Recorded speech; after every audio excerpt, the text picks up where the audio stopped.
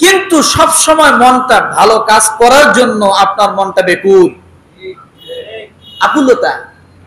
আমার যদি এখন টাকা থাকতো আমি হজে যেতাম, আমার যদি এখন টাকা থাকতো গরিব মানুষটাকে সাহায্য করতাম, আমার যদি সুযোগ থাকতো আমি এখন তাহাজ্জুদ পড়তাম, আমার যদি সুযোগ থাকতো শরীরটা ভালো থাকতো নফল রোজা করতাম। কথা ঠিক কিনা? জানবেন আপনার সাথে আল্লাহ সম্পর্কের একটা নেটওয়ার্ক চালু আছে। আগামীকাল বলেন দিন রাত 24 ঘন্টার ভিতরে আপনি অন্তত ফরজ নামাজ হলেও আল্লাহর সামনে কপালটা ঠেক দিতে পারছেন, জানবেন আপনি আল্লাহর দরবারে যাওয়ার সুযোগ পাইছেন, মানে আপনার সাথে আল্লাহ সম্পর্ক গভীর আছে। তাহলে নাই আছে, না থাকলে কেমনে বুঝবো বলেন? ভালো কাজ করার মতো সুযোগ হচ্ছে না, নামাজ পড়ার সুযোগ হচ্ছে না, কোরআন তেলাওয়াতের সুযোগ, দান করার সুযোগ, টাকা আছে হজ করতে পারতেছেন এমন নাই? বলেন তো। আবার টাকা নাই হজে চলে গেছে। এটা আপনি পারবেন না, আপনার শক্তি বলে হবে না, এটা তার দয়া এবং তার ইশারা এবং তার ভালোবাসা লাগবে। আপনি এমন করে আজকের জুমার দিনে আপনি আপনার শক্তিতে আসতে পারেননি, উজু করছেন, গোসল করছেন, পাঞ্জাবি গায়ে দিছেন, হঠাৎ পেটটা কামড় দিয়ে বসছে, এখন আপনার পেরেশানি শুরু হয়ে গেছে। সুযোগ হলো? আসতে পারলেন না? পারলেন না। তাহলে এই যে আল্লাহ সুবহানাহু ওয়া তাআলা আপনাকে যে আসার মতো বসার মতো সুযোগ করে দিয়েছেন, 11টার দিকে আসেন, 11টার পরে আসেন, অনেক আগে বসে আসেন, অনেক দূর থেকে আসেন, আপনি নিশ্চিত জেনে রাখেন আল্লাহর সাথে আপনার নেটওয়ার্ক চালু আছে। এখন এই নেটওয়ার্ক যেন মৃত্যুর আগ পর্যন্ত চালু থাকে। কে কে চান? সকলে আল্লাহ প্রত্যেকের হাতগুলো কবুল করো। আমার যে সমস্ত ভাইরা হাত উঠেছে প্রত্যেকের হাতে কিয়ামতের ময়দানে মিজানের পাল্লা থেকে ডান হাতে আমলনামাগুলো দিয়ে দিও, জান্নাতের সার্টিফিকেট দিয়ে দিও। তাহলে আমরা চাই মৃত্যু পর্যন্ত যেন আমাদের সাথে আল্লাহর সম্পর্ক চালু থাকে, আমাদের আমলগুলো যেন কি না হয়, বরবাদ না হয়, নষ্ট না হয়, ক্ষতিগ্রস্ত না হয়।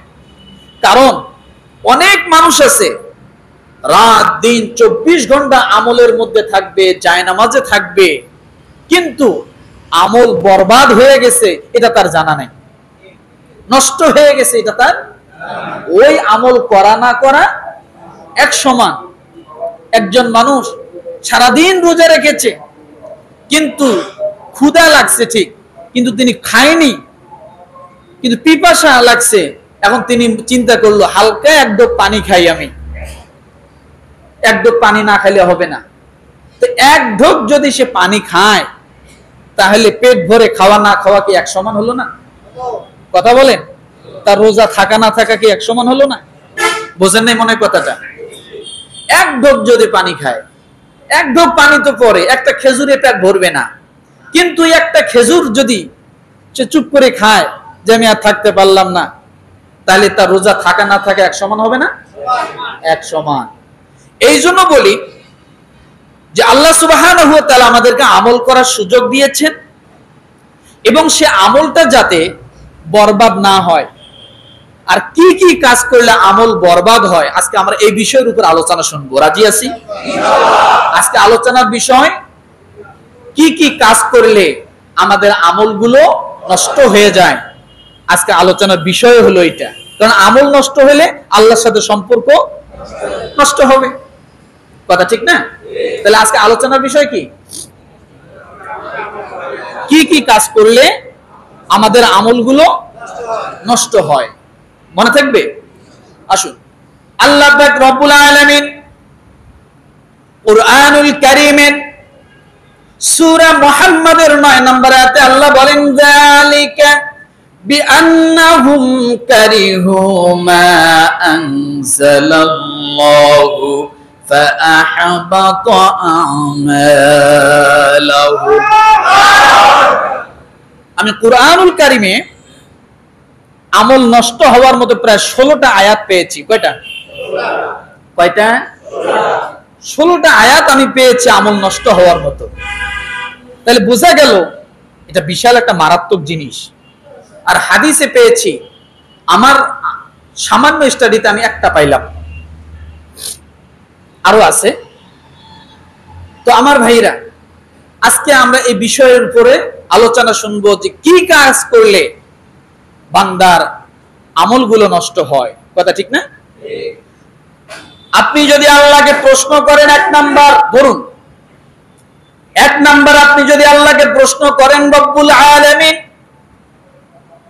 আমি তো নামাজ পড়ি, রমাদান মাসে আমি রোজা রাখি, সুযোগ সুবিধা মতো সামর্থ্য অনুযায়ী আমি দান করি, পিতামাতার খেদমত করি, এরপরে মানুষের উপকার করি, কিন্তু আল্লাহ আমার জানা নাই কোন কাজ করলে এই সমস্ত দানগুলো বরবাদ হয়ে যাবে, নামাজ সেজদাগুলো বরবাদ হয়ে যাবে, তাহাজ্জুদগুলো নষ্ট হয়ে যাবে, আমার জানা নাই। আল্লাহকে রব্বুল আলামিনকে যদি আপনি প্রশ্ন করেন, রব্বুল আলামিন আপনার সর্বপ্রথম যে আনসারটা দিয়েছেন, যালিকা বিআন্নাহুম কারিহু মা আনজালাল্লাহু ফাআহবাতা আমালাহুম। তা এই জন্য যে আল্লাহ যা নাজিল করেছেন তা অপছন্দ করেছিল, সুতরাং আল্লাহ তাদের কর্ম নিষ্ফল করে দিয়েছেন। কেন আমরা আমল করার পরও আমাদের আমলগুলো নষ্ট হয়ে যায়? কেন হজ করার পরও হজের আমলটা নষ্ট হয়ে যায়? কেন আমি দান করার পরও আমার দানটা কেন নষ্ট হয়ে যায়? আল্লাহ বলেন, বান্দারে, আমি যা নাজিল করেছি তা যদি তুমি অপছন্দ করো, তাহলে তোমার জীবনে একটি আমার নাজিলকৃত বিষয়কে যদি তুমি অপছন্দ করো, বাকি তোমার জীবনের সমস্ত আমল আমি আল্লাহ তাআলা বরবাদ করে দেব। নাউযুবিল্লাহ। বলেন, জোরে বলেন। একটা বিষয় বুঝুন তো, রব্বুল আলামিন যেমন কুরবানির সময় অনেকে প্রশ্ন উত্থাপন করে, পশুর গলায় কেন ছুরি চালাবো, পশুকে কেন হত্যা করব, এটা কোনো ধর্মের কাজ হতে পারে না, এরকম বলে কি বলে না? আল্লাহ বলে, বান্দারে, আমি কুরবানির বিধান দিয়েছি, তা যদি তোমার কাছে অপছন্দ হয়, তাহলে তুমি যত আমল করো না কেন, যত বড় বড় গরু তুমি জবাই করো না কেন, তোমার ওই কুরবানি আমি আল্লাহর দরবারে কখনো কবুল হবে না। একটা দিয়ে বুঝলাম। তাহলে আল্লাহ যা নাজিল করেছেন, আল্লাহ কি নাজিল করেছেন? আল্লাহ এই দুনিয়ার জমিনে আমরা যা কিছু দেখি আর না দেখি, যে সিস্টেম মোতাবেক নাজিল করেছেন, তা যদি আপনার অপছন্দ হয়, যেমন এখন বৃষ্টি হচ্ছে, কয়েকদিন আগে প্রখর রৌদ্র ছিল, এত পরিমাণ রৌদ্র ছিল, মানুষ রাস্তা দিয়ে হাঁটতে পারে না, রোদের মধ্যে যেতে পারে না।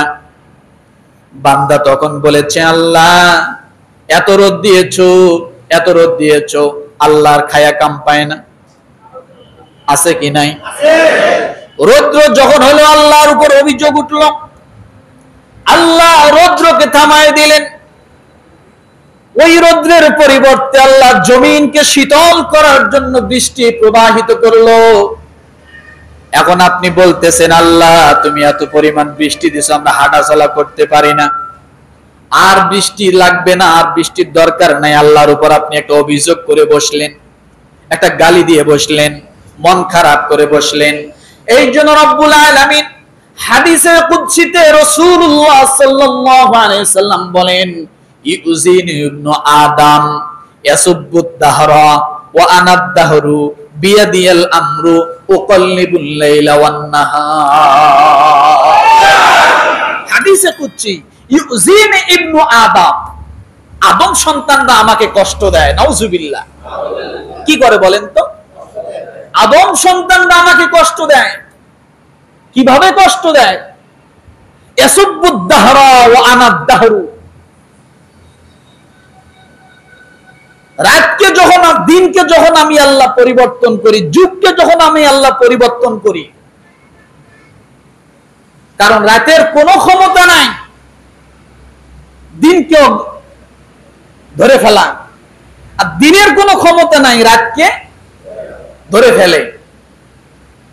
এই জন্য রব্বুল আলামিন আরেক জায়গা বলেন আশ-শামসু ইয়ামবাগি লাহা আন তুদরিকাল কমারা ওয়ালাল লাইলু সাবিকুন নাহার ওয়া কুল্লুন ফি ফালাকি ইয়াসবাহুন। বলেন তো এই আয়াতটা কোন সূরায়? কোন সূরায়? পারেন না? পারেন।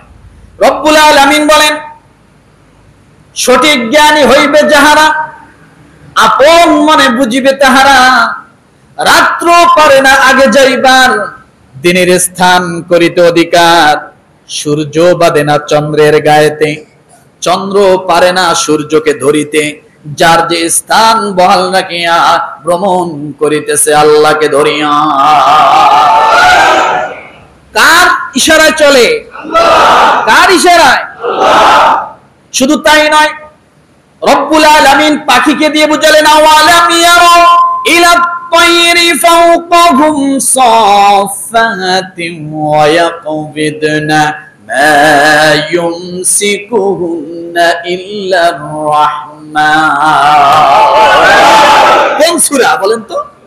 সূরা মুলক। আওয়ালাম ইয়ারা ইলা তায়রি ফাওকাহুম সাফাতিন ওয়া ইয়াকবিদনা মা ইউমসিকুহুন্না ইল্লার রাহমান। দেখে রাখো তারা পাখিটি কেমন, মেলে দুটো লোগো ডানা, উড়িয়ে বেড়ায় শূন্যের পরে, নেহি তার কোনো মানা, আবার সে ডানা গোটাইয়া চলে কিন্তু পরে না কবু, বলো কে বা তারে শূন্য রেখেছে, ভিন্ন সে এক প্রভু। ঠিক কি নয়? আমেরিকা থেকে পাখি উড়ে উড়ে আসে, জার্মান থেকে পাখি বাংলাদেশে উড়ে আসে, বাংলাদেশের কোন হাওরে, কোন লেগে, কোন জেলার, কোন পৌরসভার, কোন থানায় তার খাদ্য আছে, পানি আছে, আমেরিকা থেকে সে কেমনে জানে? ইটালিয়ান পাখি বাংলাদেশে আসছে, কেমনে জানলো যে আমাকে এই পথে যেতে হবে, এইটা ব্যবহার করতে হবে, এই পথে গেলে আমি বাংলাদেশ পাবো? আসে না? অতিথি পাখি আসে না? বিদেশ থেকে শীতকালে পাখি আসে না? কিভাবে আসলো? এখান থেকে সৌদি প্লেন উড়ালে লাগে 6 ঘন্টা, হাজার হাজার মাইল বেগে উড়াচ্ছে। আর সেই আমেরিকা, কানাডা, লন্ডন, বিভিন্ন রাষ্ট্র থেকে পাখিগুলো বাংলাদেশের হাওরে মাছ খাওয়ার জন্য শীতকালে এখানে আসে। কে রাডার তৈরি করে দিল? কার যোগাযোগে আসলো? কার দাওয়াতে আসলো? কে রিসিপশন করলো? বলেন, কে রিসিভ করলো? এই জন্য রব্বুল আলামিন বলেন আওয়ালা ইয়ারাউ ইলা তায়রি ফাওকাহুম সাফাতিন ওয়া ইয়াকবিদ মা ইউমসিকুহুন্না ইল্লার রাহমান। ইল্লার রাহমান, রহমানের দয়ায় এগুলো সব হচ্ছে। কথাটা বুঝতে পারছি? এই জন্য হাদিসে কুদসিতে বলা হয়েছে মানুষ কষ্ট দেয় আমাকে, আমি যখন যে বিধান চালু করি তাদের যদি একটু মনোভূত না হয়, আমি আল্লাহকে গালিগালাজ করি, আকাশকে গালিগালাজ করে। আছে না নাই? রৌদ্র উঠতে যদি দেরি হয়, শীতকালে যদি রৌদ্র না থাকে, সূর্যকে গালিগালাজ করি। আল্লাহ বলে সূর্যের ক্ষমতা নাই, আকাশের ক্ষমতা নাই, সব ক্ষমতা হলো আমি আল্লাহর। আইলাহুম মাআল্লাহ। তাহলে 1 নম্বরে সূরা মুহাম্মদ আয়াত নাম্বার কত? 9। আল্লাহ বলেন তাই এই জন্য যা আল্লাহ নাজিল করেছেন আমার বান্দারা তা অপছন্দ করে। যখনই তারা অপছন্দ করে, সুতরাং সে যেই হোক না কেন, আলেম হোক, পীর হোক, বুজুর্গ হোক, হাজি হোক, দাদি হোক, যাই হোক না কেন, সে যদি আমার কোন হুকুমকে অপছন্দ করে, আমি আল্লাহ সব আমল তার বিনষ্ট করে দেব। তাহলে এখান থেকে আমাদের শিক্ষা, প্রকৃতির দিক থেকে যা হচ্ছে, যা হবে আল্লাহর তরফ থেকে, কিন্তু কিছু কিছু বিপদ আপদ সেটা হলো মানুষের কামাই করা। কার কামাই করা? মানুষের কামাই করা। আমার ভাইয়েরা, এরপর আপনি যদি রব্বুল আলামিনকে দ্বিতীয় নম্বরে প্রশ্ন করেন, এক নাম্বারটা কি পেলাম? আল্লাহর নাযিলকৃত বিষয়গুলোকে কখনো অপছন্দ করা, করলে কি হবে? আমল নষ্ট হয়ে যাবে। দ্বিতীয় নম্বরে আল্লাহ বলেন, যালিকা বিআন্নাহুম ইত্তাবাউ মা আসখাতাল্লাহা ওয়া কারিহু রিদওয়ানাহু ফাআহবাতা আমালাহুম। এই জন্য তার আমলগুলো নষ্ট হয়। দ্বিতীয় নম্বরে কোন কাজটা করলে আমল নষ্ট হয়? তা হলো এমন জিনিসের অনুসরণ করে যা আল্লাহ কখনোই তা পছন্দ করে না। আপনি এমন জিনিসের অনুসরণ করতেছেন, আল্লাহ কি করে না? আল্লাহ কি করে না? পছন্দ করে না। এমন পথকে অনুসরণ করেন যে পথকে আল্লাহ পছন্দ করে না, বরঞ্চ আল্লাহর নারাজি করে এবং আল্লাহর সন্তোষ সাধনকে অপছন্দ করেছে। তাই আল্লাহ তাদের কর্ম নিষ্ফল করে দিয়েছেন।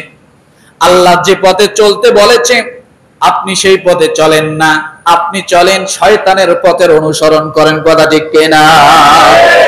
আল্লাহর আইনের পথে চলতে বলে, আল্লাহর আইনের দিকে মানুষকে ডাক দেয়। যারা মানুষকে আল্লাহর আইনের দিকে ডাক দেয়, আল্লাহর বিধানের দিকে ডাক দেয়, আপনি তাকে দুই চোখে দেখতে পারেন না, তার সঙ্গে আপনি শত্রুতা করেন। আছে না? আছে না? যারা ভালো কথা বলে, ভালোর দিকে ডাকে, আপনি তাকে জেলখানায় ভরেন, মামলা দেন, মোকদ্দমা দেন, রিমান্ড দেন, ফাঁসি পর্যন্ত দিয়ে দেন। এমনকি আপনার যদি অপছন্দ হয়, কোমরে আপনি রশি বেঁধে বেঁধে তাকে টানা হেঁচড়া করেন। এমন দৃষ্টান্ত আছে না?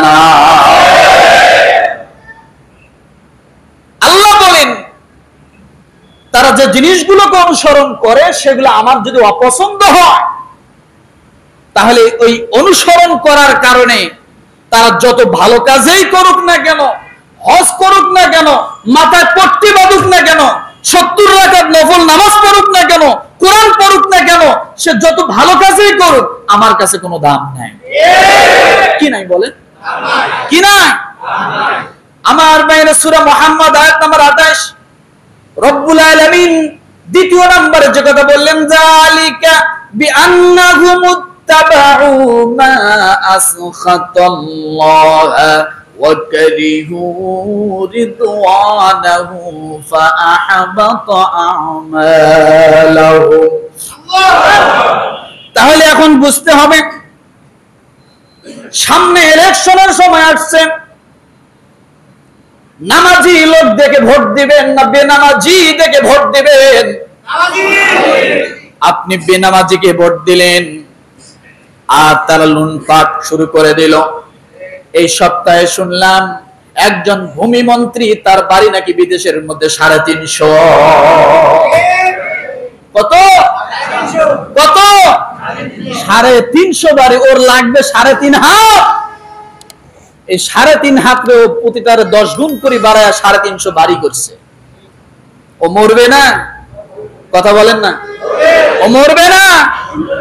ওর বাড়ি ঘর দিয়ে কি হবে? ওর যদি টুকরা টুকরা করা হয়, তাও তো মনে হয় এক টুকরে একটা করে বাড়িতে ভাগে পায় না। এ বাড়ি ঘর দিয়ে কি হবে? 350 বাড়ি এক মন্ত্রীর। এটা চিন্তা করা যায়। আর আমরা ভাত পাই না, পেঁয়াজের দাম খাই 150 টাকা কেজি।